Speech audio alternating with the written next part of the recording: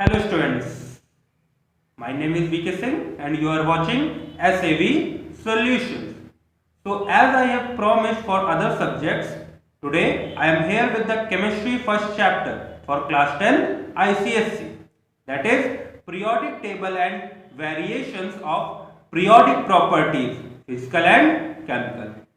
So let's start with the chapter. So go to the board. हाँ तो periodic table, ठीक है, चलो देखते हैं भाई। अच्छा, पीरियोडिक से क्या समझते हो और टेबल से क्या समझते हो? सबसे पहले तो ये पता होना चाहिए कि पीरियोडिक क्या है, टेबल क्या है। अच्छा, टेबल क्या चीज है? टेबल सर, टेबल तो हमने ऐसा कुछ पढ़ा था, ऐसे कुछ ढेर सारी लाइनें हों और हम कुछ लिखें तो उसी को हम टेबल कहते थे। जैसे 2 का टेबल, 2 1 जा 2, 2 2 जा 4, 2 3 जा 6, 2, ये टेबल होती थी क्या? जैसे 3 की होती थी, 4 की, 5 की होती थी क्या? तो ये तो हो गई टेबल। टेबल मतलब किसी का एक डिफाइंड सीक्वेंस, डिफाइंड सीक्वेंस किसी चीज का क्या कहलाता है? टेबल कहलाता है। ठीक है, किसी चीज का डिफाइंड सीक्वेंस टेबल कहलाता है। अब ये वो टेबल नहीं है, इसको समझ लेना। पता चला सोचने लगोगे ये सर वो वाली टेबल, वो जिसमें हम रख के लिखते, नहीं वो टेबल नहीं। ये टेबल क्या जो हम लोग यहाँ पे यूज करते, किसी का डिफाइंड सीक्वेंस ही क्या कहलाता है? टेबल कहलाता है। तो ये पीरियोडिक टेबल हम किस लिए पढ़ते हैं भाई? एलिमेंट्स की पढ़ते हैं। किसकी पढ़ते हैं? एलिमेंट्स की। तो एलिमेंट्स का एक डिफाइंड सीक्वेंस है, उसी को हमने टेबल बोल दिया। अब वो डिफाइंड सीक्वेंस है कैसा? वो पीरियोडिक है। ठीक है, कैसा है? पीरियोडिक है। तो ये पीरियोडिक क्या चीज है भाई? है? अच्छा, पीरियोडिक मोशन भी देखा होगा क्या?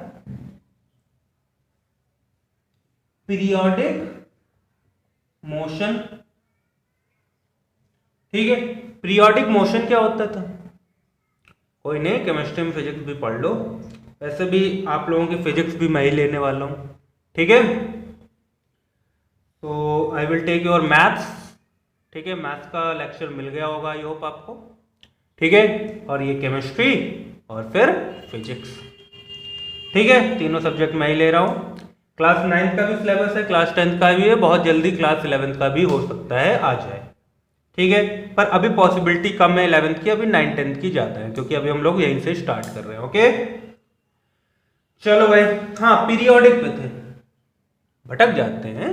चलो, पीरियोडिक क्या है भाई? तो देखो, पीरियोडिक मोशन, अच्छा स्कूल में भी पीरियड्स होते हैं क्या? कहते हैं पहला पीरियड चल रहा है, हिंदी का पीरियड है, इंग्लिश का है, it's a computer period, it's a English period. ठीक है, पीरियड क्या है? पीरियड क्या है? एक इंटरवल ऑफ टाइम। क्या है भाई? Interval of time. तो समझ में आया भाई क्या है ये पीरियड? क्या होता है? Interval of time. Sorry, interval आप सिर्फ लीजिए, टाइम नहीं। ठीक है, पीरियड क्या है? इंटरवल है। अब टाइम का होगा, किसी भी चीज का हो सकता है। ठीक है, तो ये तो डिफाइन हुआ पीरियड। और अभी अगर very short period of time हो जाता है, very short interval of time, तो उसको हम मोमेंट कह देते हैं। सुना होगा, लोग कहते हैं वेट अ मोमेंट। ठीक है, बहुत जगह मोमेंट सब सुना होगा आप लोगों ने। ठीक है, तो मोमेंट क्या होता है? Very small interval of time, तो उसे बोलते हैं मोमेंट। तो पीरियड एक इंटरवल है, इसका टाइम का ले लीजिए, या यहां पे बात की जाएगी तो उसकी प्रॉपर्टीज का हो सकता है। ये मतलब एक डेफिनेट इंटरवल होता है कि इतने के बाद वो होता है पीरियड। ठीक है, जैसे स्कूल्स में पीरियड मान लो 45 मिनट्स के लगते हैं। तो पीरियड्स क्यों? क्योंकि हर 45 मिनट्स के बाद वो चीज अपने आप को रिपीट करती है। एक पीरियड शुरू हुआ इंग्लिश का, अब वो गोइंग ऑन, फिर बेल बजी, फिर साइंस का, तो देखो इसने अपने आप को रिपीट किया क्या, फिर से स्टार्टिंग से एंड तक जाएगा, फिर स्टार्टिंग से एंड तक जाएगा। अब अगला मान लीजिए 45 मिनट्स के बाद हिंदी का शुरू हुआ, तो अब हिंदी का क्या होगा, शुरू होगा, फिर वो स्टार्टिंग से लास्ट तक, फिर मैथ्स स्टार्टिंग से लास्ट तक, ठीक है। तो पीरियड मतलब वो एक डेफिनेट टाइम या सॉरी डेफिनेट इंटरवल के बाद अपने आप को रिपीट करता है, तो वो क्या है, पीरियड है, ठीक है। समझ गए, इतना क्लियर हो गया। इरेज कर दें ये, चलो भाई इरेज कर देते हैं। तो ये समझ गए भाई, टेबल क्या चीज है, किसी चीज का डेफिनाइट सीक्वेंस ही क्या है, टेबल है। और पीरियोडिक मतलब जो एक इंटरवल के बाद अपने आप को रिपीट करे। तो ये पीरियोडिक टेबल या इन सब चीजों की जरूरत एलिमेंट्स में हमें पड़ी क्यों, सबसे बड़ा क्वेश्चन, कि इन सब चीजों की जरूरत एलिमेंट्स में हमें पड़ी क्यों। तो देखो भाई, अच्छा जस्ट थिंक अ सिचुएशन, आप किसी केमिस्ट के दुकान पे गए, ठीक है, आपने उससे कहा भैया हमें पैरासिटामोल दे दो, तो वो क्या करता है, सीधे जाता है, पी वाली ड्रॉअर खोलता है और वहां से पैरासिटामोल आपको निकाल के दे देता है ना। पी वाली ड्रॉअर खोलता है सीधे, क्योंकि नाम आपने पैरासिटामोल बताया था, तो पी वाली ड्रॉअर उसने खोली, दे दिया। अब सोचो ये ड्रॉअर वाला सिस्टम ही ना होता, सारी दवाएं ऐसे पड़ी होती इधर उधर इधर उधर इधर उधर, अब ये बंदा कैसे ढूंढता पैरासिटामोल, है ना। अच्छा बताओ, पैरासिटामोल हम लोग क्यों यूज करते हैं, ठीक है, चलो जल्दी से कमेंट करके बताओ, पैरासिटामोल हम लोग किस डिसीज में या किस चीज को क्योर करने के लिए खाते हैं, ठीक है, इससे टी है, ठीक है, पैरासिटामोल। चलो जल्दी से बताओ, अरे ये तो पता ही होगा ना, चलो छोड़ो, जिसको पता है भाई वो कमेंट करे जल्दी से, ठीक है। चलो, तो पैरासिटामोल उसने आपको तुरंत ढूंढ के दे दी, क्यों दे दी, क्योंकि उसने सबको सीक्वेंस वाइज लगा रखा था, ठीक है। तो पीरियोडिक टेबल या पीरियोडिक क्लासिफिकेशन की भी जरूरत हमको एलिमेंट्स में इसीलिए पड़ी, क्योंकि हमारे एलिमेंट्स धीरे धीरे बढ़ते जा रहे थे, तो हमें एक सीक्वेंस की जरूरत पड़ी, ताकि हम इजीली उसके बारे में स्टडी कर पाए। तो इसी क्लासिफिकेशन को आगे बढ़ाने के लिए एक साइंटिस्ट थे, क्या नाम था भाई उनका, डॉबनियर, क्या नाम था, डॉबनियर, ठीक है।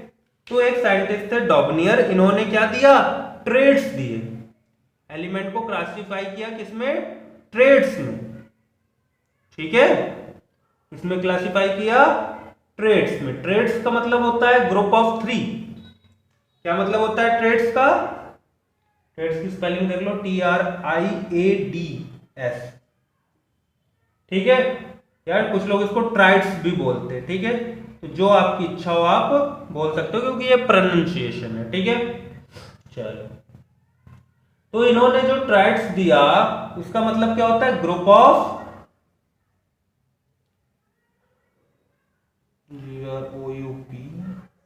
ग्रुप ऑफ 3, ट्रेड्स का क्या मतलब होता है, ग्रुप ऑफ 3।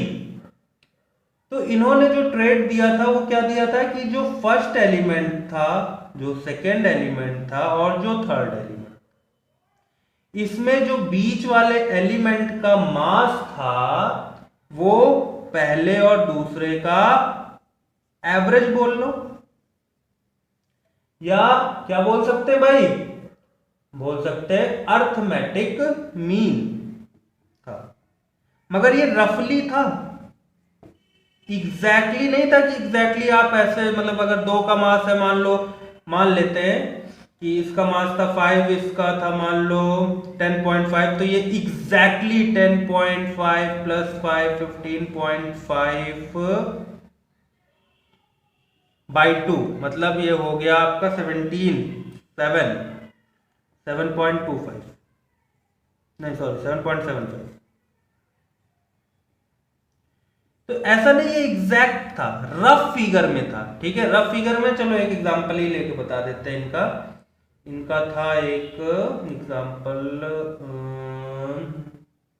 हाँ, इन्होंने एक दिया था सीए, क्या दिया था, सीए, एसआर और बी, ठीक है। और एक अगर एग्जांपल ले तो क्या था, एलआई, एनए और के। तो चलो पहले इससे देखते हैं। तो देखो क्या एलआई का कितना होता है भाई मास, कौन बताएगा। एलआई का मास 7 अप्रोक्सीमेटली, एनए का अभी निकल आएगा अपने आप ही, और इसका कितना होता है 39। तो हमारे पास इसका मास क्या हो जाएगा 39 + 7/2, कितना आएगा भाई, जल्दी से कैलकुलेट करो भाई, 23 आएगा क्या। तो Na का मास होता भी 23 है। मगर जैसे ही हम थोड़े हैवियर मेटल में आए, देखो भाई Ca का कितना 40, बेरियम का कितना 137। तो इसका जो हमने निकाला इधर कर देते हैं, देखो 137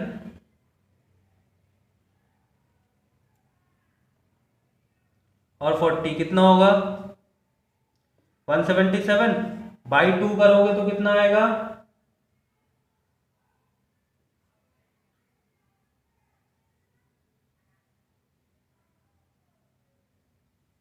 88.5 आएगा क्या भाई, कैलकुलेट करो जल्दी से, चलो।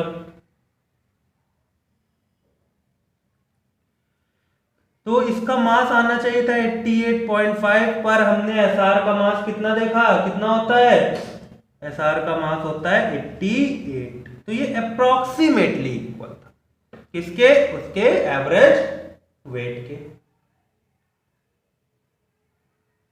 मगर होता है ना कि कुछ दिन कोई चीज चलती है, फिर उसको उसके ड्रॉबैक जैसे मिलते हैं वो डिस्कार्ड हो जाती। तो इनका ये सिस्टम फेल हो गया, डिस्कार्ड हो गया। क्यों हो गया भाई डिस्कार्ड, क्योंकि कुछ ड्रॉबैक्स मिल गए थे। ड्रॉबैक्स क्या थे इनके भाई, क्योंकि इन्होंने कुछ ही एलिमेंट्स को अपनी टेबल में जगह ये दे पाए थे, बाकी बेचारे ऐसे ही थे। अब सोचो हम कोई सिस्टम बताएं और स्कूल में मान लीजिए 100 बच्चे, इनको सीक्वेंस वाइज बैठाना है और हम सिर्फ 20 लोगों को बैठा पाए, 80 बेचारे खड़े रह जाए, तो भैया ऐसे में क्या होगा, हमारा सिस्टम काम करेगा, कभी नहीं करेगा। तो डॉबिनियर भाई साहब इसी में फेल हो गए। अब जब डॉबिनियर फेल हुए तो इनको ऑल जनता देख रही थी, जनता मतलब और साइंटिस्ट देख रहे होंगे, तो उन्होंने कुछ बहुत इनसे सीख भी ले ली होगी कि हमको ऐसा कुछ करना है कि हमारा मॉडल फेल ना हो। तो भाई जब हमारा मॉडल फेल ना हो तो फिर कौन आए, न्यूलैंड्स आए, ठीक है, कौन आए भाई, न्यूलैंड्स। उन्होंने क्या दिया, लॉ ऑफ ऑक्टेव, ठीक है। तो इसको इरेज करते हैं, फिर न्यूलैंड शुरू करते हैं, ठीक है, चलो भाई। हाँ तो भाई अब कौन आए,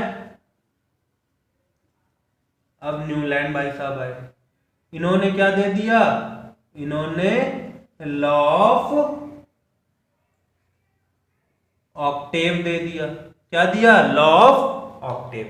क्या बोला इन्होंने कि एवरी एर्थ एलिमेंट, कौन सा element, earth element first element की प्रॉपर्टी को दोबारा से शो करेगा। मतलब एक इंटरवल बता दिया ना कि 7 के बाद 8वां क्या करेगा, फिर से पहले की प्रॉपर्टी को शो करेगा। जैसे हमने बताया ना, एक पीरियड चला, केमिस्ट्री चली, इसके बाद केमिस्ट्री खत्म हुई, अगला फिर से स्टार्टिंग से अगला पीरियड शुरू हुआ। तो उसी तरह प्रॉपर्टीज जो भी चेंज हुई, फिर 8वां फिर से 1 वाली प्रॉपर्टी को होल्ड कर रहा है, ठीक है। इन्होंने बोला था कि ये म्यूजिकल टोन के हिसाब से, ठीक है, जैसे म्यूजिकल टोन में होता है ना, 8वां एलिमेंट क्या होता है, पहले को रिपीट करता है। अच्छा कितने लोगों ने म्यूजिक सीखा हुआ है,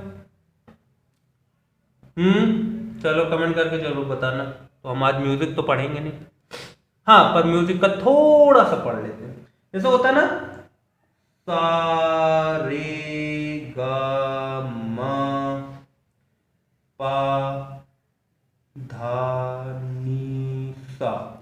देखो पहला, दूसरा, तीसरा, चौथा, पांचवा, छठा, सातवां, आठवां, ये देखो फिर से सात, फिर से रिपीट हुआ क्या, सात। तो इसी तरह उन्होंने बोला था कि हर एर्थ एलिमेंट रिपीट होगा। ठीक है, ला भाई जल्दी से इरेज कर दें, है ना, नहीं कोई देख लेगा कहेगा ये सर क्या म्यूजिक म्यूजिक पढ़ाने लगे क्या केमिस्ट्री में। अब भाई देखो साइंटिस्ट बता गए तो हमने भी बता दिया, क्या कर सकते हैं भाई, अब साइंटिस्ट बता गए तो बता दिए। ठीक है, तो ये थे न्यूलैंड भाई, इन्होंने क्या किया कि ये प्रेडिक्ट कर दिया कि भैया एटम, इन्होंने इस हिसाब से अरेंज किया, और अरेंज किस हिसाब से किया था, इंक्रीजिंग ऑर्डर ऑफ मासेस, मास बढ़ता जा रहा था और हर एर्थ एलिमेंट क्या कर रहा था, पहले की प्रॉपर्टी को रिपीट कर रहा था। ठीक है, मगर बहुत ही जल्दी बेचारे ये भी फेल हो गए, इनका भी मेथड डिस्कार्डेड हो गया। क्यों हो गया भाई, क्योंकि जैसे ये हैवियर एलिमेंट की तरफ हम बढ़े, मतलब जैसे ही मास हमारा बढ़ा, ये चीज तो होना बंद हो गई। हर एर्थ एलिमेंट पहले की प्रॉपर्टी को शो नहीं कर रहा था। तो जब पहले की प्रॉपर्टी को शो नहीं कर रहा था, इसका क्या मतलब था कि इनका तो मेथड बेकार हो गया। हाँ, मगर 20th तक तो ये बिल्कुल सही चला था, उसके बाद ही थोड़ी बहुत गड़बड़ी आने लगी थी। ठीक है, इतना समझ में आ गया। इसके बाद इन्होंने अपनी टेबल में कोई जगह भी नहीं छोड़ी, जिससे कि और हैवियर एलिमेंट जब आए तो उनको रखने की जगह नहीं थी। तो ये भाई साहब तो फेल हो गए। अब ये भाई साहब फेल हुए तो अब कोई दूसरे भाई साहब आएंगे, है ना, ऐसा थोड़ा नहीं रिसर्च बंद हो जाती भाई, एक फेल होता है दूसरा आता है, दूसरा फेल होता है तीसरा आता है ना।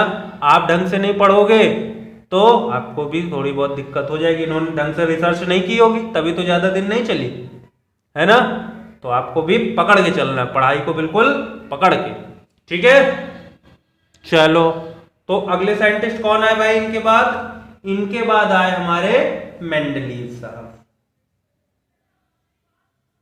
और मेंडलीव साहब ने काफी अच्छी पीरियोडिक टेबल दी, बस एक दो चीजें इनकी गड़बड़ा गई, इसलिए बेचारे ये भी डिस्कार्ड हो जाएंगे। और सबसे बड़ी बात हम इनके बारे में, अच्छा देखो अभी हम जब मॉडर्न पीरियोडिक टेबल पढ़ेंगे जो अभी चल रही है उसके बारे में ज्यादा पढ़ेंगे। क्यों, क्योंकि हमेशा लोग सक्सेसफुल आदमी के बारे में जानने की कोशिश करते हैं, उसी के बारे में पढ़ते हैं। कभी सुना अनसक्सेसफुल के पीछे कोई भाग रहा हो, नहीं। यूट्यूब में या इन सब चीजों में आप किसको फॉलो करते हो, जो सक्सेसफुल है। कभी क्या किसी रेस्टोरेंट के वेटर को फॉलो किया है, नहीं। पर अक्षय कुमार को लोग फॉलो करते हैं, क्यों, अक्षय कुमार अब सक्सेसफुल है। हाँ, एक समय वो भी वेटर थे मगर तब कोई नहीं फॉलो करता था, वही बंदा आज सक्सेसफुल है तो सब उसको फॉलो कर रहे हैं, उसके बारे में जानने की कोशिश कर रहे हैं, है ना। तो यही होता है, तो सक्सेस बनना है तो एक ही चीज है, hard work. Hard work is the golden की टू द सक्सेस। ठीक है, सुनहरी चाबी क्या है, मेहनत। तो आज से सब पढ़ाई करेंगे ना अच्छे से, चलो। हाँ, तो मेंडलीव साहब आए, मेंडलीव का पूरा नाम देख लेते हैं। मेंडलीव का पूरा नाम क्या था, पढ़ो बच्चों, हम नहीं पढ़ के बताएंगे, आप ही को पढ़ना है। हम अच्छे से लिख सकते हैं, बस इतना करेंगे, हम नहीं पढ़ेंगे।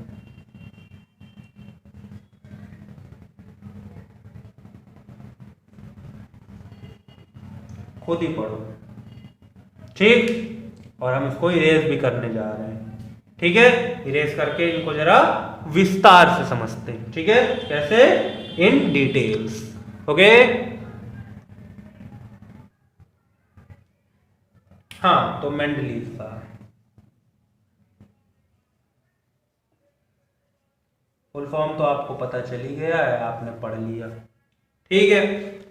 चल, तो मेंडलीव साहब, अच्छा इन्होंने किया कब था डिस्कवर? इन्होंने किया था 1871 में, ठीक है।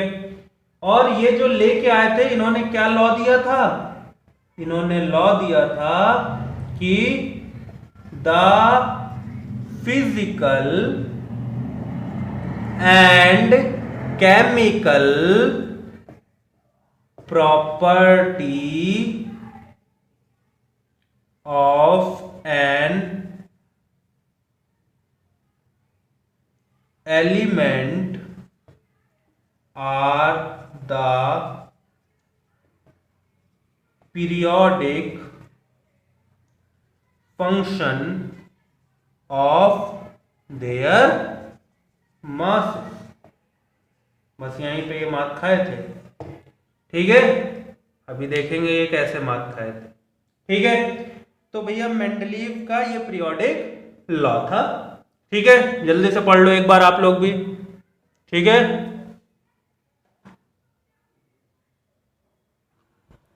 पढ़ लिया होगा आप लोगों ने। The physical and the chemical property, इसको दा कर दो। Physical and the chemical properties of the elements are the periodic function of their masses, ठीक है। अच्छा, जो मेंडलीव ने पीरियोडिक टेबल बनाई थी ना, वो काफी हद तक ऐसी ही थी। कैसी थी भाई? मॉडर्न पीरियोडिक टेबल की तरह ही थी, ठीक है। काफी कुछ सिमिलैरिटी थी, सीख गए थे ना न्यूलैंड से, इसलिए इन्होंने कुछ अपने में वैकेंट स्पेस भी छोड़ दिए थे कि अगर कोई एलिमेंट आएगा तो वो यहाँ पे फिल हो जाएगा। क्योंकि न्यूलैंड में एक ड्रॉबैक ये भी था, क्योंकि जो नए एलिमेंट्स आए थे उनको जगह ही नहीं मिली, तो इन्होंने पहले से ही उसमें स्पेसेस छोड़ दिए थे। तो मेंडलीव ने जो पीरियोडिक टेबल बनाई थी, उसमें जो वर्टिकल कॉलम्स थे, इसको नाम क्या दिया था? ग्रुप्स। और जो ये हॉरिजॉन्टल कॉलम्स थे, अब इधर से लिख दे चाहे इधर से लिखे, बात है कि इसको क्या नाम दिया था? क्या नाम दिया था भाई? पीरियड्स, ठीक है। तो ये थोड़ी थोड़ी मिलती जुलती थी मॉडर्न पीरियोडिक टेबल्स, मगर इनका ड्रॉबैक कहां पे आया कि ये इन्होंने मासेस के अकॉर्डिंग दिखाए। तो आइसोटोप, क्या भाई? आइसोटोप्स की ये प्लेस नहीं समझा पाए। क्यों नहीं समझा पाए? अच्छा, आइसोबार आइसोटोप्स पता है क्या होते? बताओ जल्दी, किसी को पता है? आइसोबार्स और आइसोटोप्स क्या होते हैं? एनीवन? कमेंट करो जल्दी। आइसोटोप्स और आइसोबार्स बताना है आपको, ठीक है। चलो भाई, जिसको नहीं आता देख भी लो। अच्छा, आइसोबार क्या होंगे? आइसोबार ऐसे कंपाउंड्स होते हैं, ऐसे कंपाउंड्स होते हैं जिसमें एटॉमिक नंबर तो सेम होता है। क्या होता है? सेम होता है। नहीं, ये हम आइसोबार नहीं, आइसोटोप बताने लगे आपको। आइसोटोप में क्या होगा? एटॉमिक नंबर सेम होगा, पर एटॉमिक मास जो है वो डिफर करेगा। तो आइसोबार इसका उल्टा। क्या? इसमें क्या होगा भाई? आइसोबार में मास सेम होगा और नंबर डिफरेंट होगा। अच्छा, बहुत कंफ्यूजन होता होगा, आइसोबार को कैसे याद रखें और आइसोटोप को कैसे याद रखें, है ना। चलो आज एक शॉर्ट ट्रिक बता देते हैं। मेंडलीव की ये टेबल हटा दे इधर से। हाँ, मगर प्रॉमिस करो कि याद रखोगे आज के बाद, तभी बताएंगे। अरे सर, आपको कहाँ पता चलेगा हम प्रॉमिस को अपना रखेंगे कि छोड़ देंगे? आपको बताना है, आप बता दीजिए। तो भाई, हम तो आप लोगों को एजुकेशन देने आए हैं, तो हम तो देंगे ही, ठीक है। चलो भाई देख लो, आइसोबार क्या है भाई? अच्छा, याद रखने के ये सब ट्रिक है, ठीक है। देखो, अच्छा, कोई नंबर कैसे रिप्रेजेंट करते थे? जेड और इधर उसका एटॉमिक नंबर लिखते थे, है ना? क्या लिखते थे? यहाँ पे एटॉमिक नंबर लिखते थे और यहाँ पे एटॉमिक मास लिखते थे। यही तो करते थे। मान लो कोई हमारा Z1 है, एटॉमिक नंबर यहां लिखा, और कोई Z2 है, इसका एटॉमिक नंबर यहां लिखा और एटॉमिक मास यहां लिखा। ठीक है, अब देखो भाई, अब क्या देखना है? बार। अच्छा, कभी देखा पहले एक नंबर हम लोग लिखते थे ऐसे 2.3333, जब जो चीजें रिपीट होती है उसके ऊपर बार लगा देते थे, बार, है ना? तो यहां पे समझ लो बार, बार मतलब ये, और इसके बाद एरो बना दो। बार है ना, ये बार लगा दिया, एरो बना दिया। अब देखो क्या कह रहा है, एटॉमिक नंबर बार मतलब सेम, है ना? एटॉमिक नंबर जो ये वही ये same, sorry atomic mass same, ऊपर मास है ना, तो एटॉमिक मास सेम और एटॉमिक नंबर डिफरेंट। तो ये कब का है? जब हमने बार की बात की, मतलब आइसो बार में मास सेम नंबर डिफरेंट, तो आइसोटोप इसी का उल्टा। समझ गए ना? पक्का?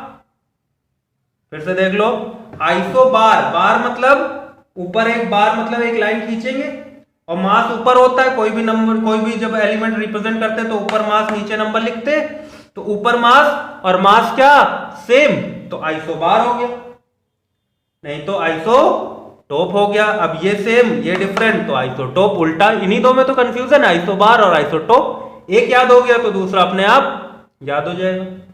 ठीक है, तो मेंडलीफ क्या नहीं कर पाए? कुछ पोजीशंस डिफाइन नहीं कर पाए, जिसमें से एक आइसोटोप था और कुछ रेयर अर्थ मेटल्स थे। ठीक है, इनकी पोजीशन ये डिफाइन नहीं कर पाए। तो भैया ये भी क्या हुए? डिस्कार्ड हो गए। अब डिस्कार्ड हो गए तो इनको देख के एक नए आए। कौन आए भाई? उनका नाम था हेनरी मॉसले। 9th में आप लोगों ने पीरियोडिक टेबल पढ़ी होगी,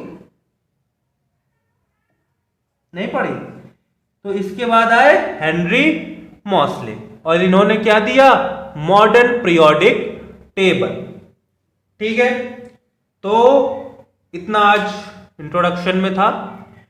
तो नेक्स्ट लेक्चर में हम लोग क्या पढ़ेंगे? मॉडर्न पीरियोडिक टेबल या long form of periodic table. ठीक है, इसके बाद उसके सारे ट्रेंड्स, वेरिएशन, ये सारी चीजें हम देखेंगे। ओके, और कुछ हम शॉर्टकट्स बता देंगे एलिमेंट्स को याद रखने के लिए। तो अगली वीडियोस बहुत ही इंटरेस्टिंग होने वाली है। तो till then, bye bye, take care and be safe.